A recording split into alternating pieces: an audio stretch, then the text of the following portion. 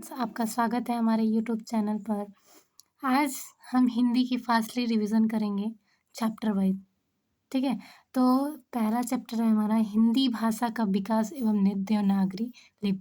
बहुत सारे लोग इन सारे क्वेश्चंस में बहुत सारी गलतियां करते हैं और मुझसे भी गलतियां होती हैं, तो मैं इसको ज़्यादा रिवाइज करती हूँ और इन्हीं सब में से बहुत सारे क्वेश्चन फंसते भी हैं। तो आइए हम रिवाइज करते हैं। ठीक है, लिखा है निम्नलिखित में से कौन सी भाषा देवनागरी लिपि में लिखी जाती है। तो ऑप्शन दिया मराठी, सिंधी, उड़िया, गुजराती। तो कौन सी भाषा लिखी जाती है? मराठी भाषा लिखी जाती है। फिर लिखा है कि हिंदी भाषा की बोलियों के वर्गीकरण के आधार पर छत्तीसगढ़ी बोली निम्नलिखित में से किस हिंदी की बोली है। जो छत्तीसगढ़ी बोली है वो किसकी बोली है? तो पूर्वी हिंदी की है। ठीक है, किसकी है? पूर्वी हिंदी की है। निम्नलिखित में से कौन सी पश्चिमी हिंदी की बोली नहीं है? तो बघेली। देखिए, बुंदेली दिया है, ब्रज दिया है, कन्नौजी दिया है और बघेली दिया है। तो जो बघेली है वो हमारी पश्चिमी हिंदी की बोली नहीं है। भारतीय संविधान के किन अनुच्छेदों में राजभाषा संबंधी प्रावधानों का उल्लेख है? तो 343 से लेकर 351 तक हमारे हिंदी भाषा का जो भी प्रावधान है उसमें उल्लेख है। ठीक है, उसके बाद से हिंदी भाषा के विकास का सही अनुक्रम निम्नलिखित में से कौन सा है? पाली, प्राकृत, अपभ्रंश हिंदी, प्राकृति, अपभ्रंश हिंदी, पाली, अपभ्रंश, पाली, प्रकृति और हिंदी। यही सही है। सबसे पहले अपभ्रंश आता है, फिर पाली, फिर प्राकृति, फिर हिंदी। निम्नलिखित में से कौन सी बोली का संबंध बिहारी हिंदी से नहीं है? तो ये है हमारा ऑप्शन नंबर बी, अवधी बोली। इसका संबंध बिहारी हिंदी से नहीं है। निम्नलिखित में से किस वर्ष भाषा के आधार पर भारतीय राज्यों की पुनः संरचना की गई है? तो 1953 में की गई है। कब की गई है? 1953 में की गई है। देखिए, लिखा है फिर कि हिंदी की विशिष्ट बोली ब्रज भाषा किस रूप में संबंध सबसे अधिक प्रसिद्ध है?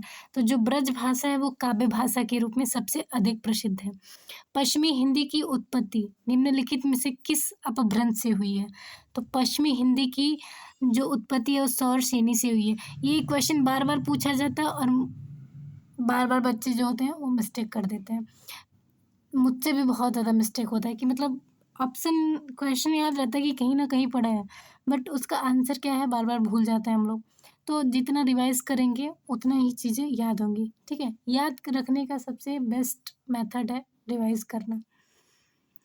हिंदी निम्नलिखित में से किस भाषी परिवार की भाषा है? तो भारोपीय। ठीक है, भारोपीय भाषी परिवार की भाषा है। देवनागरी लिपि का विकास निम्नलिखित में से किस लिपि से हुआ है? तो देवनागरी ये ब्राह्मी लिपि से हुआ है। अधिकतर भारतीय भाषाओं का विकास निम्नलिखित में से किस लिपि से हुआ है?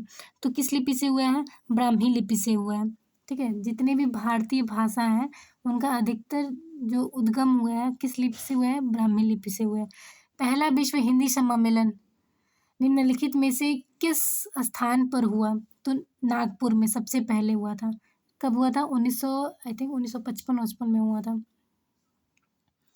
या 1975 में, एक बार चेक कर लीजिएगा आप लोग। ठीक है, वर्ष 2018 में आयोजित होने वाला 11वां विश्व हिंदी सम्मेलन निम्नलिखित में से किस देश में आयोजित हुआ? किस में हुआ था? मॉरिशस में हुआ था। कहाँ हुआ था? मॉरिशस में। ठीक है, देखिए, विश्व हिंदी दिवस निम्नलिखित में से किस दिन मनाया जाता है? तो विश्व हिंदी दिवस जो है वो 10 जनवरी को मनाते हैं। देवनागरी लिपि के विकास का सही क्रम निम्नलिखित में से कौन सा है? तो सबसे पहले ब्राह्मी आता है, फिर लिपि आता है, फिर गुप्त आता है, फिर लिपि आता है, फिर नागरी आता है, फिर देवनागरी लिपि आता है। ठीक है, ब्राह्मी लिपि, गुप्त लिपि, नागरी लिपि और देवनागरी लिपि। फिर देखिए, हिंदी दिवस निम्नलिखित में से किस दिन मनाया जाता है? वो पूरे विश्व में था और ये राष्ट्रीय हिंदी दिवस जो है वो 14 सितंबर को मनाया जाता है। निम्नलिखित में से कौन सी बोली पूर्वी हिंदी के अंतर्गत नहीं आती है? तो मगही नहीं आती है, बाकी सब आता है। अवधी आता है, बघेली आता है और छत्तीसगढ़ी आता है। अवधी बोली किस अपभ्रंश से विकसित है? तो किस अपभ्रंश से है? अर्धमागधी अपभ्रंश से है। संघ की राजभाषा हिंदी और लिपि देवनागरी होगी, यह भारतीय संविधान के किस अनुच्छेद में है? तो 343 में है।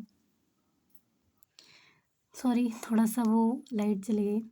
देखिए उसके बाद से देखिए यहाँ पे 21 नंबर है, हिंदी की मूल उत्पत्ति किससे मानी जाती है? तो मूल उत्पत्ति जो है वो स्वरसेनी अपभ्रंश से मानी जाती है। हिंदी को विकास प्रदान करने वाली भाषा कौन सी है? अपभ्रंश है। हिंदुस्तानी भाषा का रूप क्या है? हिंदी, सॉरी बार बार लाइट बंद हो जा रही है। देखिए यहाँ पे है हिंदुस्तानी भाषा का रूप क्या है? हिंदुस्तानी भाषा का रूप है हिंदी उर्दू मिश्रित। ठीक है, हिंदी और उर्दू दोनों मिश्रित है, जो मतलब दोनों भाषा को हम कह सकते हैं कि समान अधिकार है दोनों भाषा का। इनमें से कौन सी बोली अर्धमागधी अपभ्रंश से निकली है? अर्धमागधी अपभ्रंश से निकली है, तो कौन सी बोली है? बघेली है। ठीक है, कौन सी बोली है? बघेली। इनमें से किस राज्य की राजभाषा हिंदी नहीं है? असम। असम की जो राजभाषा है वो हिंदी नहीं है।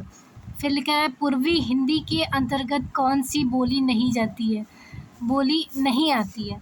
भोजपुरी, बाकी छत्तीसगढ़ी, बघेली और अवधी, ये तीनों आते हैं। भारत में संवैधानिक रूप से हिंदी का क्या स्वरूप है? तो हिंदी का स्वरूप की बात करें तो राजभाषा, राजभाषा हिंदी का स्वरूप है। ठीक है, बाकी के हम नेक्स्ट चैप्टर कल करेंगे। Thank you. अगर वीडियो पसंद आए तो ज़्यादा से ज़्यादा शेयर करिए, लाइक करिए एंड सब्सक्राइब करिए। Thank you.